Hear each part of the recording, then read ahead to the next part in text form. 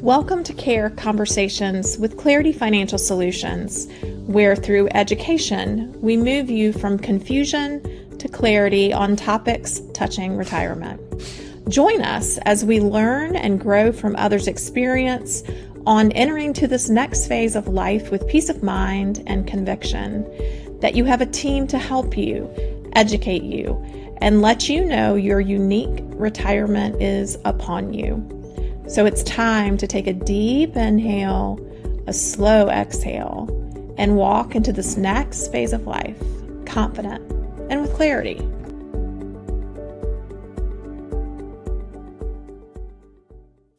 Welcome to CARE Conversations with Clarity.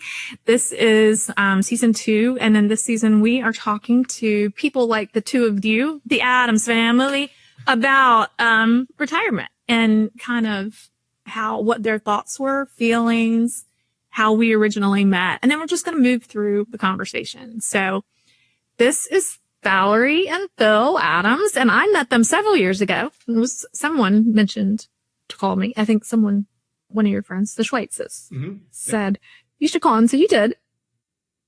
And what did you expect? Well, let me back up and say, they gave me your name. Yeah. And I just kind of put it aside because we already had somebody that we were meeting with, a financial advisor. And so I just kind of filed it. And then, but my experience with that financial advisor was so awkward and unfruitful. So he would meet with me once a year and talked over my head. So I really didn't completely understand things he was saying. He didn't do a lot of investigating. I mean, he gave me, survey type things to fill out, which I don't like to do, things like that. Gave you homework. So I didn't do that. And so we really didn't have a whole lot of, information to go from in our meetings. So the meetings were really almost pointless, but I went every year. And then it came to the point where he was switching jobs and he had to reach out to all his clients and say, I'm moving to this position. You need to sign this indicating that you'll come with me to this new location. And I thought, no, not going to do that. I'm going to take the opportunity to look at somebody else. And so I remembered that I had that thing with your name on it. So I thought, well, this is a good opportunity, at least try someone else out. Yeah. So that's how it started, and unbelievable. Well, the difference. So I come to your house for dinner. Y'all invited me to dinner. I never have met you. She didn't eat with us. I didn't eat. Well, I was talking. No, you had the braces. And you were dealing with dental issues too. Yes. Well, I remember just kind of falling in love with you as a couple. And I recall sitting there and you were working as what was your last role? You were a teacher for a long time. I was an academic advisor. Okay. And you did that for how many 8 years? 8 years. And before that? I taught, then I had a 3-year stint as a artist, and then I was a academic advisor. Okay. And you were doing what? I was cleaning houses at the time I met you. Yeah. And so y'all were thinking about retiring, ready to retire. But what were your feelings? Were you nervous? Were you like, oh my gosh, how do we do this? Or were you just ready? Well, my thought was, I am a careful spender. And so I thought, but even though I am a careful spender, it's because I grew up without a lot. And we haven't had a lot as a married couple. God always provided more than we needed, but from a worldly standpoint, I guess you should say. So anyway, I was just afraid of not having enough money to continue paying we have our house and cars paid off, but we don't, we have property taxes and just normal. You want to go see life. Children who live kind of all over. Exactly. So just all those things, I was concerned, am I going to still be able to do that? So when he would bring up retiring, what would you say? Her biggest fear about my retiring was insurance. Health insurance, specifically. Right. Yes. Because I was thinking, I know what some of my friends' parents had to spend to be in an assisted living or farther on than that, and just the astronomical cost of that. And so we've been in good health, thank God, but you never know when something's going to happen. So I thought, we don't have enough money to be putting one of us in one of those places. So. Well, it is kind of frightening, especially when you don't know. You've heard something, you don't really understand maybe the price tag, but what was it for? Does that apply to me? Will it apply to me? And there's certain things we can't control, right?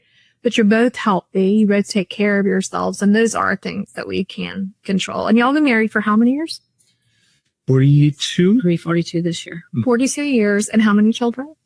3. 3 grandkids? 9. 9. And that is your love, right? Like you love to see. I remember you saying you're a giver. You want to give to them.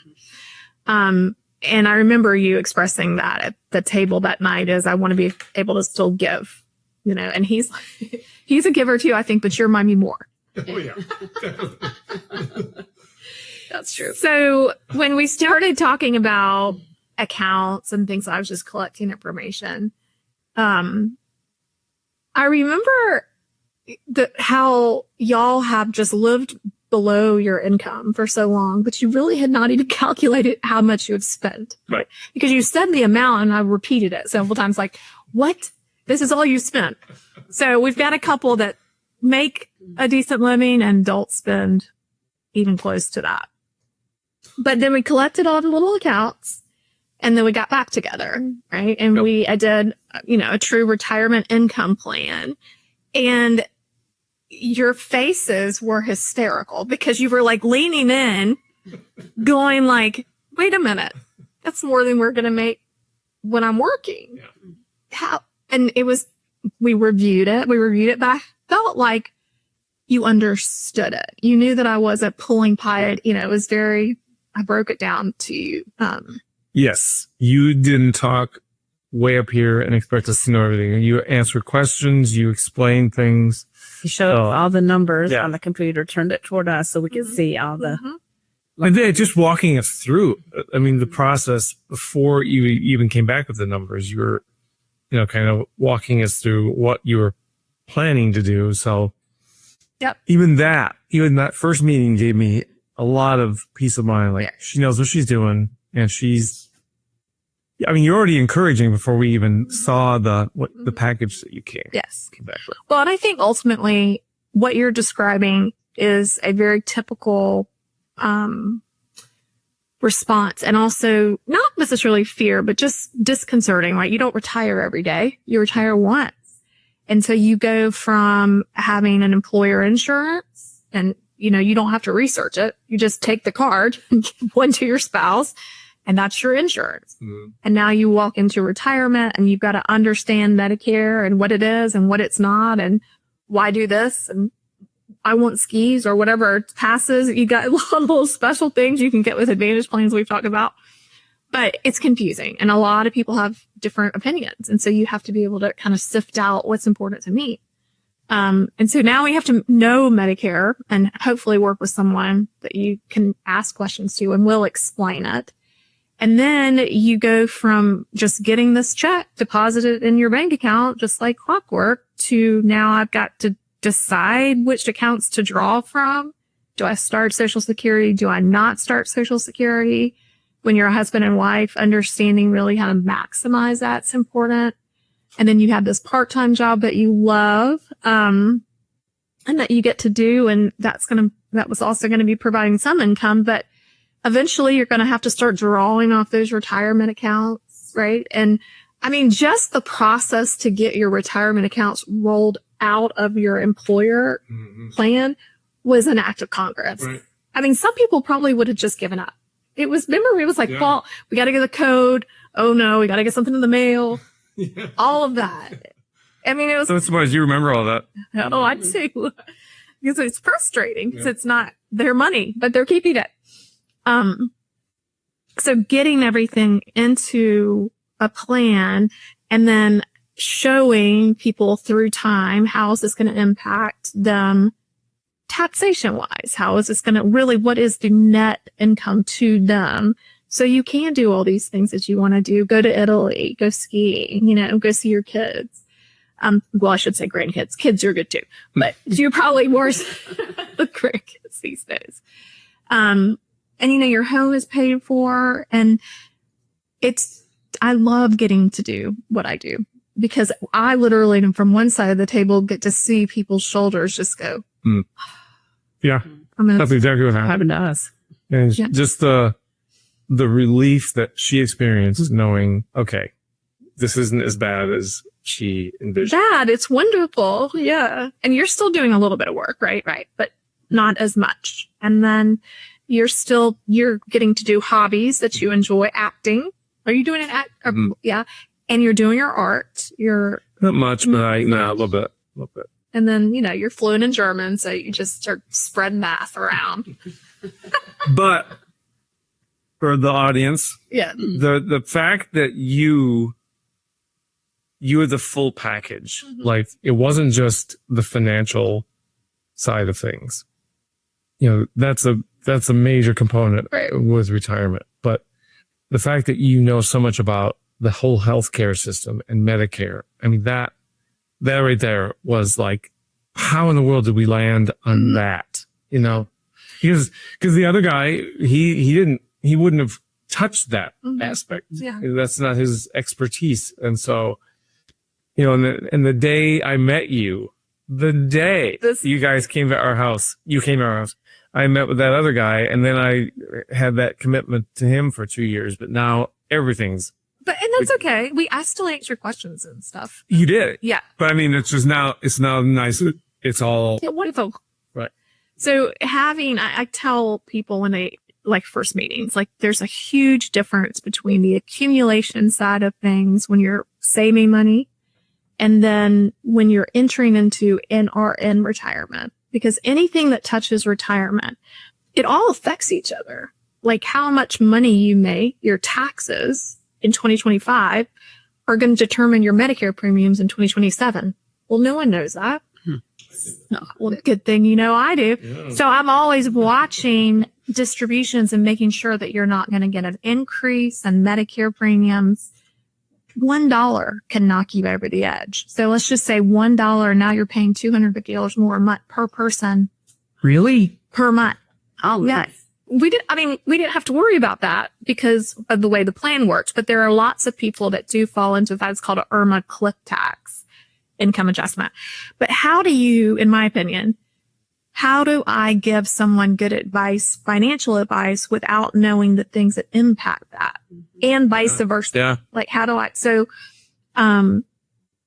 we don't, and it's a very tiny commission for Medicare sales, but that's not why we do it. We do it to bring people, once again, peace of mind, and also we understand how to contain their healthcare costs. Because, like you said, you're concerned. Well, if I know exactly how much we're going to be spending on healthcare until, like you said, something may happen, and we could look at long-term care because there's enough margin there to do something, but how you have to be able to do that so people can then spend their retirement funds on retirement and not on healthcare.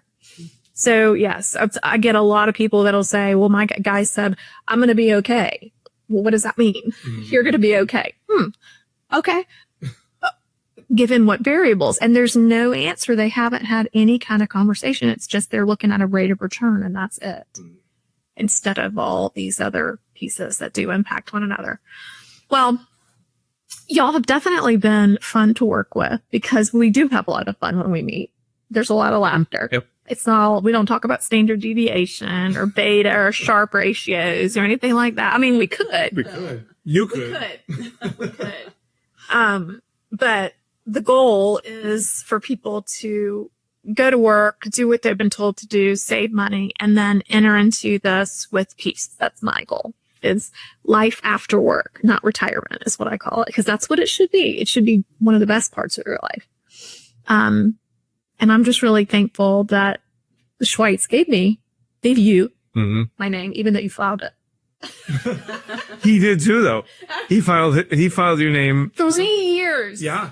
3 years from the time that I met him to the time that we did business together. Yeah. that was a funny story. He was turning 65 and he was trying to decide if he wanted to go on Medicare or not. And Beth was still working. So that's how that went. And then they called me back 3 years later to come because he had checked because she wanted to retire. And so they wanted to move him to Medicare again. We're having the same conversation. And they had all their financial stuff out on the table when I got there. They're like, well, we've researched you and we know you do this other stuff too. So just in case you want to take a look at it, it was wow. Weirdest, like relationship, courting, I guess. Yeah. And we had a great appointment the first time. They were going to get right back with me 3 years later. Wow. But that's the cool thing. I think, when you're given a name, there's a reason. Sometimes it's just you never know what's behind that, but I'm a believer in. And like I said, we have given your name to a bunch of people and they haven't all reached out to you, but they all are very interested. Mm-hmm. Yes. I just had a girl at our church ask me 2 weeks ago or so, can you please give me the name of your financial advisor? Dan, I'm just trying to get my husband to go talk to her with me. Mm-hmm. He's out of town a lot. So she has to schedule around that. She said, I don't know where I put that information. So I sent it to her that day. Mm-hmm. Well, thank you. I think, but that's normal. I talk to people who have put off retiring for years because it's too much. Mm-hmm. It's like paralyzing to them. Mm-hmm. One of my most recent people that I retired, I love to retire people. He's 67 years old. His wife was just getting ready to turn 65. He was wanting to retire at 65, day one of 65th birthday. And he just couldn't, he said, I just couldn't read everything. I'm like, you're going to become an expert in retirement before you retire? I mean, as a professional financial advisor, I read every day and I will never know everything.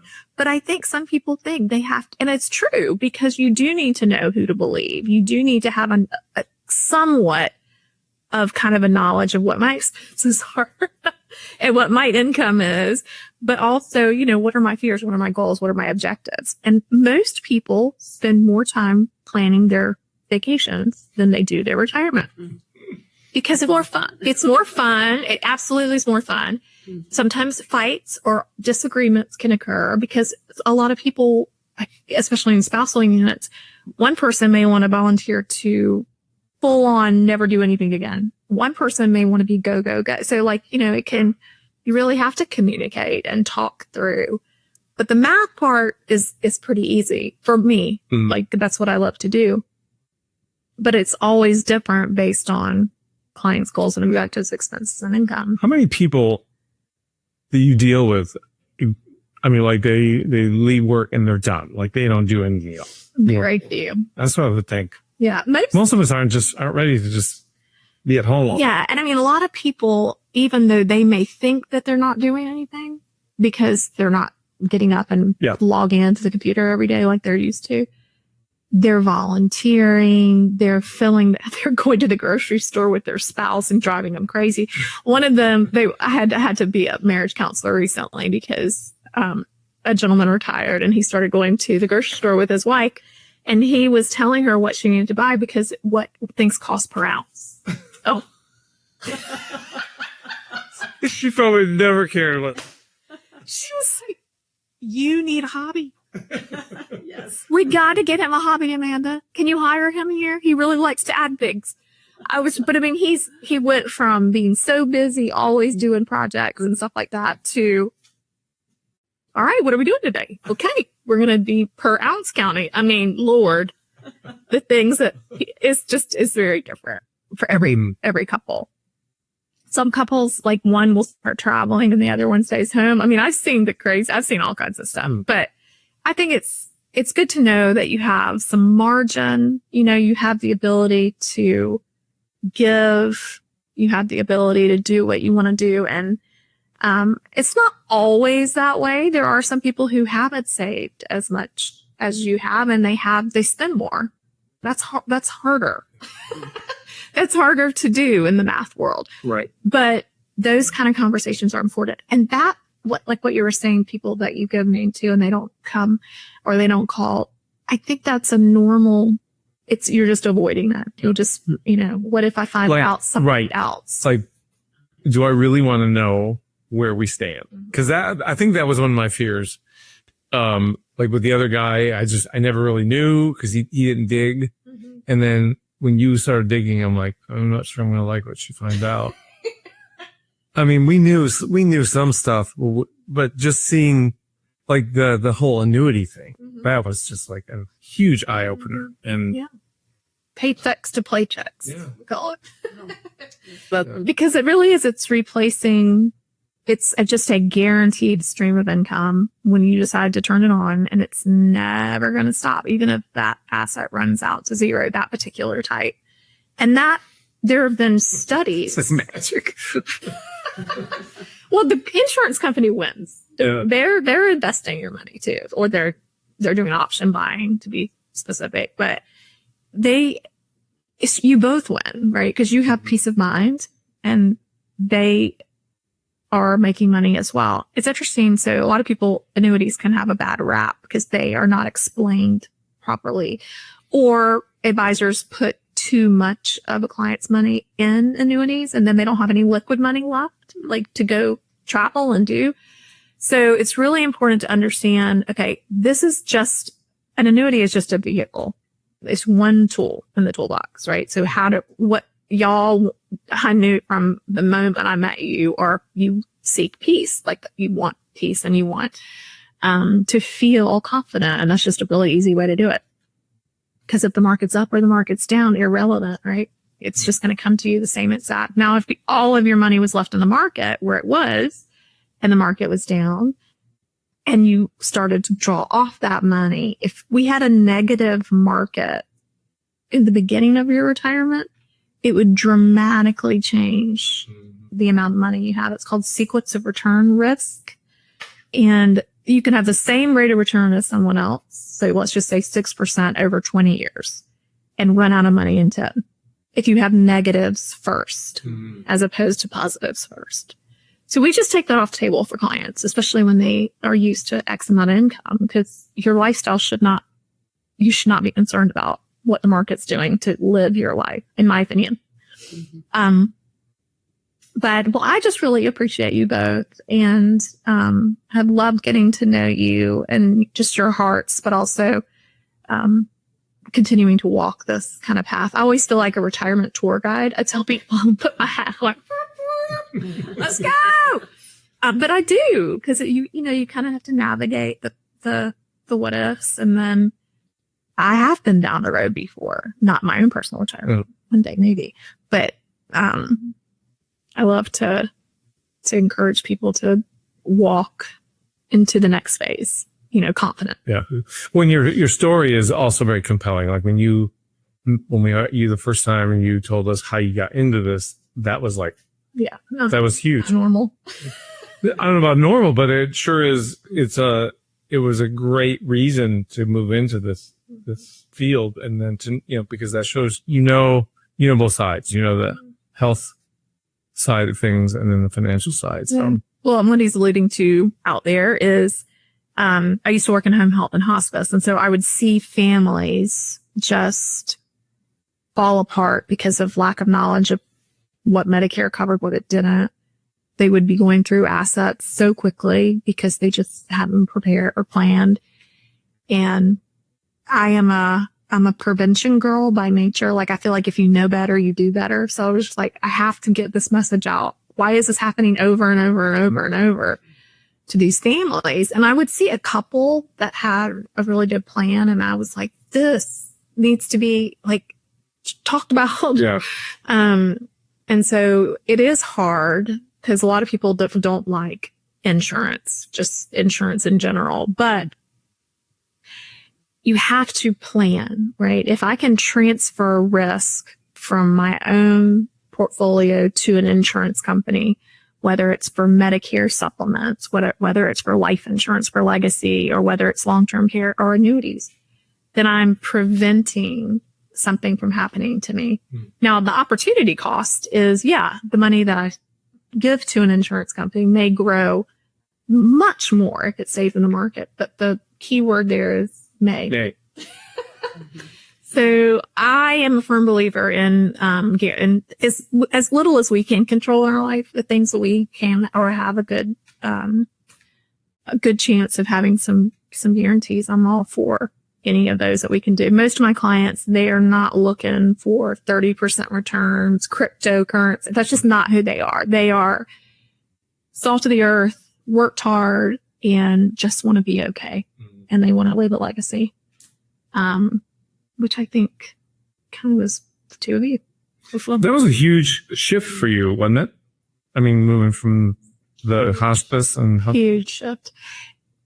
What I found is the people, when I was just doing education, as still in development with the healthcare company, I wasn't getting to the people soon enough.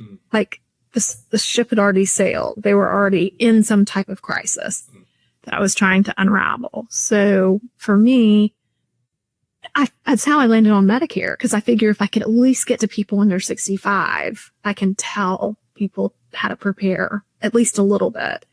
And you have to make a decision at 65. It's kind of like the driver's, automotive insurance of health. You have to get on Medicare. Yeah. It's not an option. So anyway, that's kind of, and it was divine intervention, I believe. I really do, because I prayed a lot about how to use the gifts I've been given to help people understand this. And it was, like I said, it was not a straight line. It was very curvy, but getting here. And that's why I named the company Clarity, because I want to bring I want people to understand and be curious and not just let stuff happen to them, because that's when we get surprises. Oh, I love the slogan I heard at the beginning, going from confusion to clarity. I wasn't sure why it was named Clarity, but that's perfect. Yes. But two things I would say is I am the kind of person who, if I'm dealing with someone like you, I don't ask questions unless I really feel like I connect with that person. And so I just feel like I could talk to you anytime, ask you any question. You wouldn't look down on me. You would be right there. Oh, yes, I can. If I don't know it right now, I can find that out for you. So that's one thing that's been a real plus for me.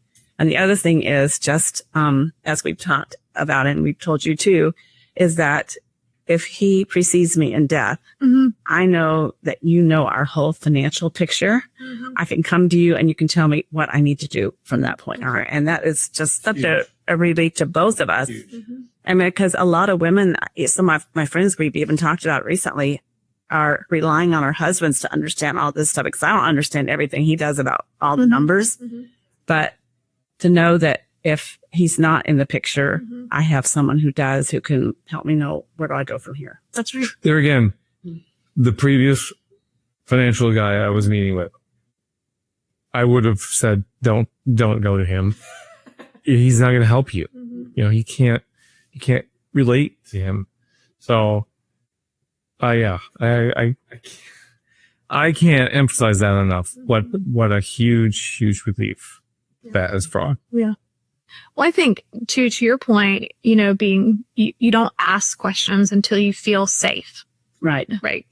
That's so common. And it sometimes you generally the wife, it's 5th meeting, 6th meeting, 7th meeting. And finally they're coming to the table. They've taken notes and they're asking me questions and we're talking through, because it's like another language. Yeah, but you were born for this. You really were. I mean, the minute we met you and you came to our house, it was like, this is what every financial advisor needs to be like, because the barriers just fall. Yeah. And I mean, you felt like a friend from day one, and it wasn't hard. It wasn't hard to answer your questions. It wasn't hard to, it was just, that's exactly what you are, where you need to be. I just couldn't believe how much you knew all these different. Well, that's one of you kept saying, you know that too. It's just an issue. Wow, I can trust her because she knows so much about every little area that other people but know. Financial advisor. Yeah, because I specialize. If you think about it, I am a specialist in distribution, retirement plan, like retirement.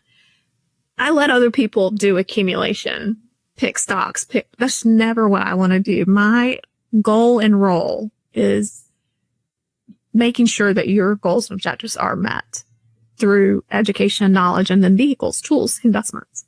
And then we work together with portfolio managers to get it done. I think if everyone stays in their lane, we all have a better traffic experience. But I mean, the people we've told about you, they're all, you know, they all just sort of listen with half an ear and they're like, okay, sounds good for you. But I mean, we just keep going on and we just like, we can't say enough good about her. And then as soon as they start showing a little bit of interest, we say, please go talk to her. And I know we've had at least 2 people reluctant to do this because, well, how much does this cost? Like, I remember asking you, it's like, what, can we write you a check and what's that going to cost?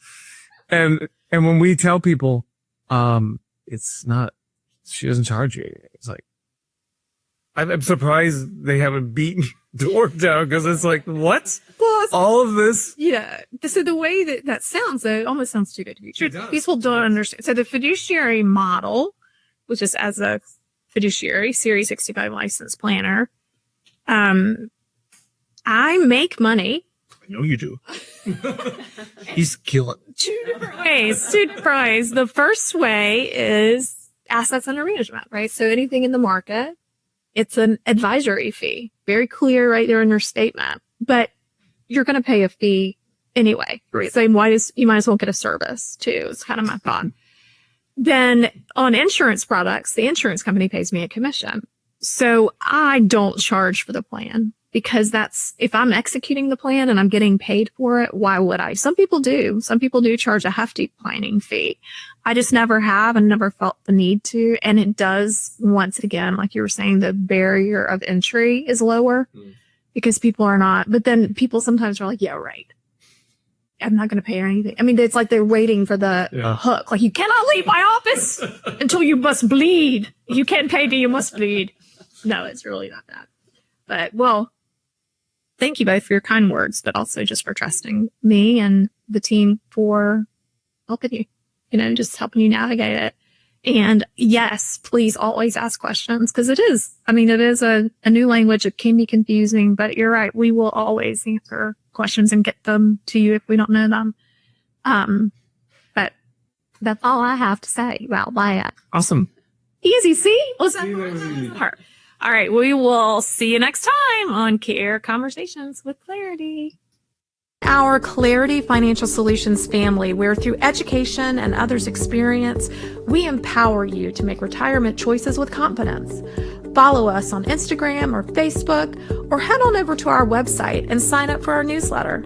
If you'd like to further engage with us, please don't hesitate. Just reach out, 864-987-8729. See you next time on Care Conversations with Clarity.